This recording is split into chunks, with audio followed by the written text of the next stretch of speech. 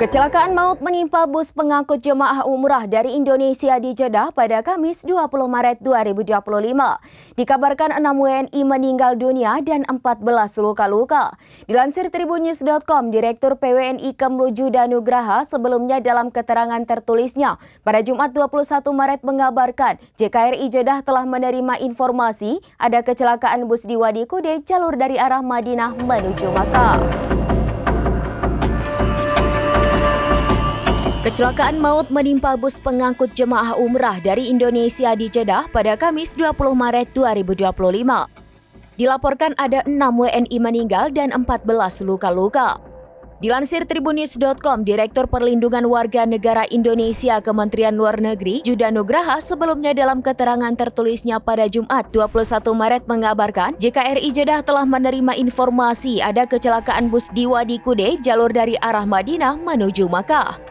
Disebutkan jika total WNI jemaah umrah menjadi korban dalam kecelakaan adalah 20 orang. Diketahui kecelakaan dikabarkan terjadi pada pukul 13.30 waktu Arab Saudi atau 17.30 waktu Indonesia bagian Barat. Konjen Republik Indonesia di Jeddah Yusron B. Ambari menjelaskan kronologis terjadinya kecelakaan maut jemaah umrah yang menyangkut warga negara Indonesia ini. Menurut Yusron, kecelakaan terjadi awalnya saat ada mobil jeep yang tiba-tiba menyelip. Bus yang dikemudikan warga negara ini kemudian menabrak mobil jeep tersebut dan hilang keseimbangan lalu terguling. Tak lama kemudian bus pun terbakar. Penelusuran Konjen Jeddah, peristiwa ini juga menyebabkan kernet bus turut menjadi korban, satu di antara 6 yang meninggal dunia. Tentang kecelakaan ini sudah ramai di media sosial.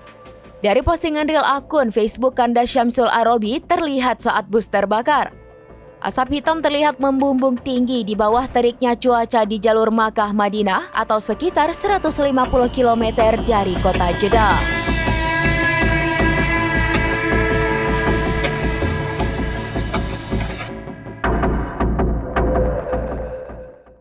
Demikian informasi terkini Syedaralon. Saksikan terus informasi lainnya. Jangan lupa like dan share seluruh akun serambinews.com.